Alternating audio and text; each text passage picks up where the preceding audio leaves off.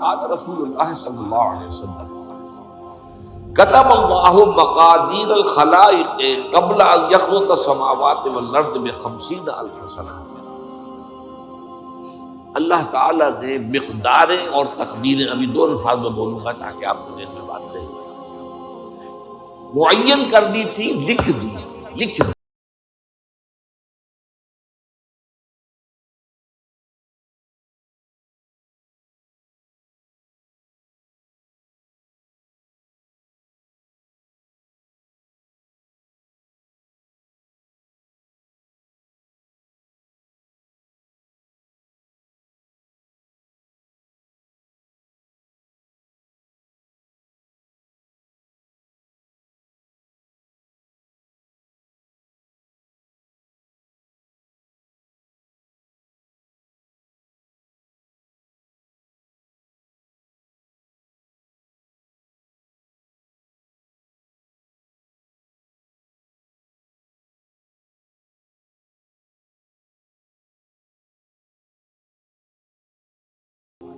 تمہاری جان میں اچانک جو ہے تشخیص ہو گیا کینسر ہے، اچھے بنے تھے، ٹھیک ٹھاک چل رہے تھے، تو معمولی سی تکلیف ہوئی، انویسٹیگیشن کیا کے بعد ہوا تو کینسر ہے اور وہ کافی بڑھ چکا. لیکن جو شے بھی آتی ہے، چاہے تمہاری جان پر آئے چاہے زمین پر آئے، وہ ایک کتاب میں لکھی ہوئی موجود ہے اس سے پہلے کہ ہم اسے ظاہر کریں. یہ تمہیں مشکل نظر آئے گا، ان ذالک علی اللہ یسیر، یہ اللہ پر بہت آسان، بہت آسان. اللہ کا علم کامل ہے. تو معلوم ایک بات جان لیجئے کہ حقیقت کتاب سے مراد اللہ کا علم قدیم ہے. اللہ کا علم حادث نہیں ہے، معاذ اللہ ثم معاذ اللہ، کہ کوئی شے ہوئی تو اس کے علم میں آئی. یہ ہمارے ہاں بعض گمراہ فرقوں کا عقیدہ ہے، اسے بدع کہتے ہیں کہ اللہ کے علم میں بدع بھی ہے، یعنی کسی واقعے کے ظہور کے بعد اس پر کسی شے کا منکشف ہونا. معاذ اللہ ثم معاذ اللہ، یہ شان خداوندی سے بہت بڑی ہے. وہ تو عالم ما کان و ما یکون ہے، جو بھی کچھ تھا اور رہا ہے آج تک ہمیشہ سے ہے، اور جو بھی کچھ ہوگا وہ سب اس کے علم میں. آنے واحد میں آنے واحد، یہ آنے واحد کے لفظ کو اچھی طرح سمجھ. مجھے سب سے پہلے تجربہ ہوا تھا، یہ سن میرا خیال ہے کہ 67-68 کی بات ہے. میں نے پہلا ہفائی سفر کیا تھا لاہور سے کراچی. اس وقت فوکر چلتا تھا، فوکر فرینڈ، چھوٹا جہاز چڑیا والا، اور کرایہ 90 روپے تھا نائٹ کوچ کا. آپ تصور کیجیے. تو میں چونکہ مجھے جغرافی سے دلچسپی ہے اور فوکر زیادہ اونچا نہیں ہوتا، تو میں دیکھتا جا رہا تھا کھڑکی سے، اس وقت ہم کہاں پہنچ گئے، اب کہاں پہنچ گئے، اب جو روشنیاں نظر آ رہی ہیں کس شہر کی، یہ اکاڑے کی آ گئی، یہ ساہیوال کی آ گئی، یہ آگے اور آگے. ایک دم میں نے دیکھا کہ 3 شہروں کی روشنیاں بیک وقت دیکھ رہا ہوں. لودھرا، بہاولپور، سماسٹا. مجھے خیال آیا کہ جب میں ٹرین سے سفر کرتا ہوں کراچی جاتا ہوں تو لودھرا پہنچتا ہوں تو میں سمجھتا ہوں کہ ابھی بہاولپور آدھا گھنٹے بعد آئے گا، وہ مستقبل کی شہر ہے. بہاولپور پہنچتا ہوں تو لودھرا میرے لیے ماضی کی بات بن جاتی ہے، آدھے گھنٹے پہلے لودھرا آیا تھا، اور آدھے گھنٹے کے بعد جو ہے سماسٹا آئے گا، وہ میرے لیے مستقبل بن گیا، لودھرا ماضی بن گیا. لیکن اس بلندی پر میں بیک وقت دیکھ رہا ہوں لودھرا کو بھی اور بہاولپور کو بھی اور سماسٹا کو. یہ معاملہ جو ہے اس کو 1 ملین بلین سے ضرب دے لیجیے. اللہ تعالیٰ اس بلند مقام سے دیکھ رہا ہے جہاں اس کے مشاہدے میں، اس کے علم میں ماضی اور مستقبل کا کوئی سوال نہیں. آنے واحد، آنے واحد، آنے واحد. تو یہ در حقیقت کتاب جسے کہا گیا قرآن مجید میں بار بار بہت جگہ پر آیا. تو یہ کتاب جو ہے در حقیقت اللہ تعالیٰ کا علم قدیم، اس میں سب کچھ موجود ہے، ہمیشہ سے موجود ہے، لکھا ہوا موجود ہے، اور کوئی غلط نہیں ہو سکتا. آگے چل کر گفتگو ہوگی اصل میں بات میں کہ تقدیر کے جو عام عقیدے میں ہم تقدیر کہتے ہیں اس کے 2 پہلو ہیں. ایک پہلو ہے ما اصاب علی الانسان، جو کچھ انسان پر آتا ہے، مصیبت، جیسے ابھی آیت میں نے پڑھی ما اصاب من مصیبت فی الارض ولا فی انفسکم. ہم ہر وقت زد میں ہیں، کوئی تکلیف آ گئی، کوئی مصیبت آ گئی، کوئی بیماری آ گئی، کوئی حادثہ ہو گیا، کوئی بچہ فوت ہو گیا، کوئی عزیز جو ہے وہ فوت ہو گیا. یہ ہر وقت حوادث. تو جو بھی کچھ پیش آتا ہے وہ علم خداوندی میں ہمیشہ سے تھا. یہی وجہ ہے کہ ایک اور حدیث ہے ابن الدیلمی سے، لمبی حدیث ہے وہ، لیکن اس کے اندر جو آخری ٹکڑا ہے وَتَعْلَمَ، یعنی انسان کے نجات کے لیے لازم ہے کہ یہ بات بھی تم جان لو انما اصابک لم یکن لیخطئک وانما اخطأک لم یکن لیصیبک ولو مت علی غیر ھذا.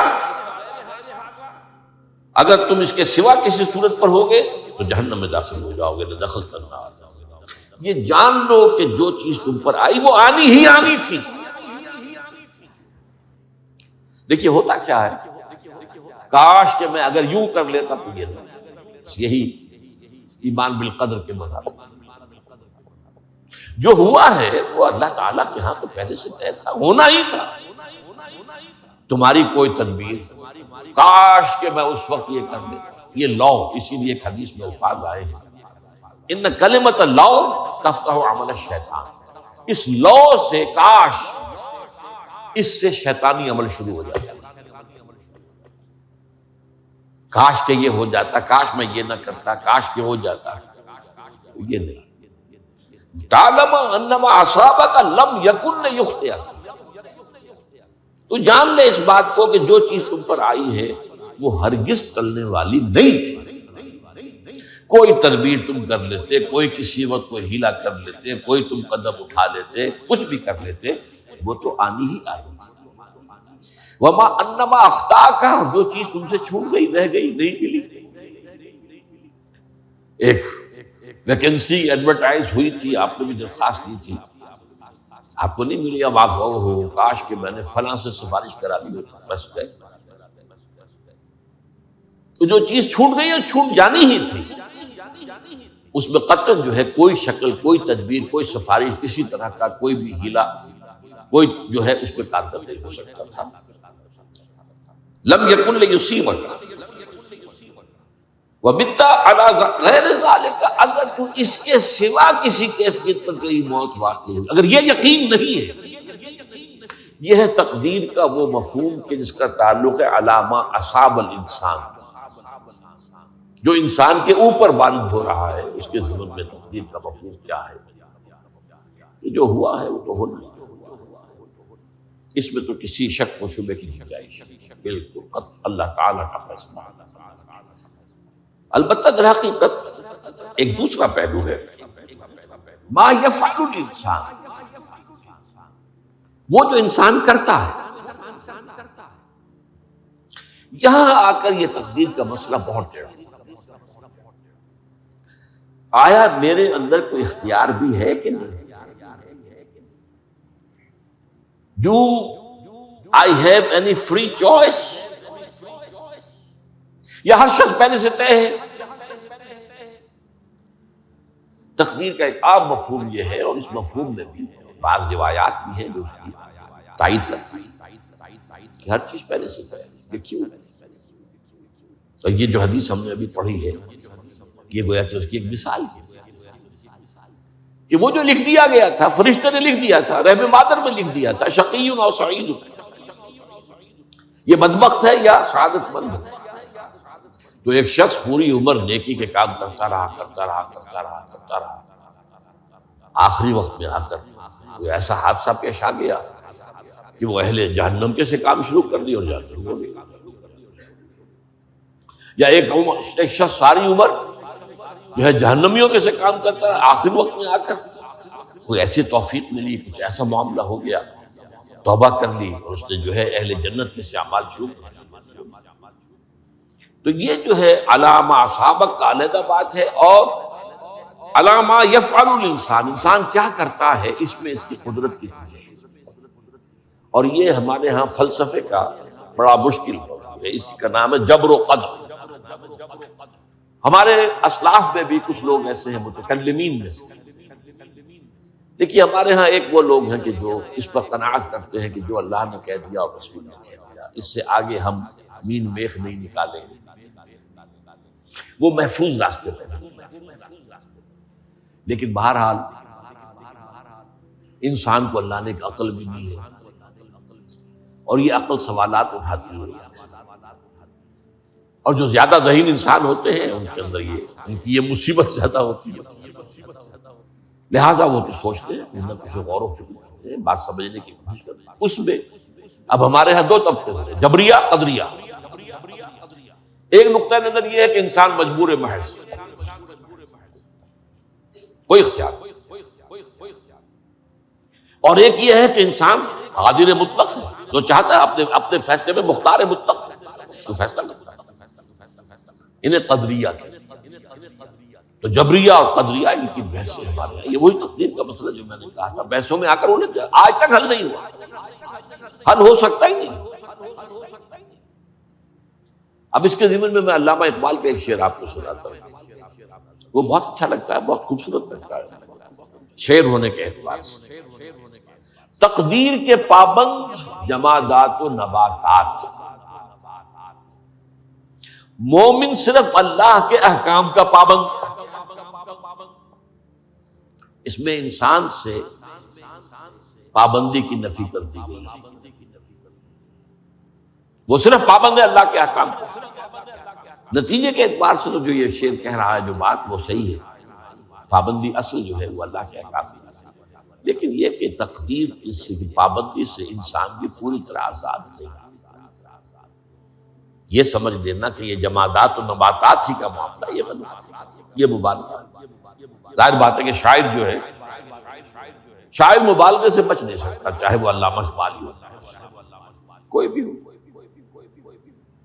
اسی لیے سورہ شعراء کے اندر جو عام شعراء کی جو صفات بیان ہوئی ہیں وہ آپ کے ذہن میں آ گئی ہوگی۔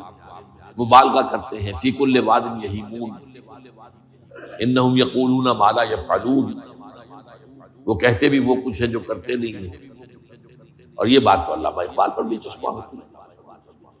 بہرحال یہ شعر ذرا پھر نوٹ کیجیے، تقدیر کے پابند جمادات و نباتات، مومن صرف اللہ کے احکام کا بات صحیح ہے۔ انسان بہت سے اعتبارات سے محروم ہے۔ سب سے پہلے جو ہے انسان کے اندر ایک تقدیر نوعی ہے، نوع انسان، چھوٹی سی چڑیا اڑتی پھرتی ہے، انسان نہیں اڑ سکتا۔ آپ نے ٹھیک ہے مشین ایجاد کر دی، جہاز ایجاد کر دیا، آپ دوڑ رہے ہیں 500 آدمی اور سینکڑوں من سامان لے کر جو ہے وہ جا رہا ہے، 747 ہو یا 757 ہو، یہ کر لیا ٹھیک ہے، خود نہیں اڑ سکتا۔ اب کیا کریں گے آپ؟ یہ تقدیر نوعی ہے، اسپیشیز، ہر اسپیشیز کے لیے اللہ نے ایک اندازہ مقرر کر دیا ہے، اس اندازے ہی میں رہے گا، اس سے باہر نہیں جا سکتا۔ پھر ایک تقدیر شخصی ہے۔ اب دیکھیے تقدیر شخصی کیا ہے؟ بعض اوصاف و صفات ہمیں وراثتاً ملتے ہیں، we have no choice۔ پہلے بھی یہ بات مانی جاتی تھی، آج جو ہے ذرا سائنٹیفک انداز میں ہم کہتے ہیں جینز میں چلا آ رہا ہے، جینز کو تو بدل سکتا ہے۔ جو جینز بھی آپ کو ملے اپنے والدین کی طرف سے، وہ آپ کی شخصیت کا ظاہر بات ہے کہ فیصلہ کن طرز پر اس کو ڈھال دے۔ جینز ہے، پابندی ہے۔ نمبر 2 یہ کہ خاص طور پر جو گھر کا ابتدائی ماحول ہوتا ہے، ماں کی گود اور ابتدائی گہوارہ گھر کا، اس کے جو اثرات مرتسم ہو جاتے ہیں شخصیت کے اوپر، وہ بھی بڑے مستقل پختہ۔ ان دونوں چیزوں کو ضرب دے دیجیے، hereditary factors multiplied by environmental factors, اس سے مل کر ایک شے تیار ہوتی ہے جس کو قرآن کہتا ہے شاکلہ۔ قُلْ كُلٌّ يَعْمَلُ عَلَىٰ شَاكِلَتِهِ، فربکم اعلم بمن هو اہدی سبیلا، سورہ بنی اسرائیل۔ شاکلہ کسے کہتے ہیں؟ شکل دینے والی شے۔ آپ کو لوہا ڈھالنا ہے، کوئی خاص پرزہ بنانا ہے، اس کا پہلے سانچہ بناتے ہیں، لوہے کو پگھلا کے اس میں ڈالیں گے تو جیسا سانچہ ہوگا ویسا ہی لوہا جو ہے وہ شکل اختیار کرے، اس سے شاکلہ ہے۔ یہ شاکلہ جو ہے ہر انسان کا اس سے باہر انسان نہیں جا سکتا،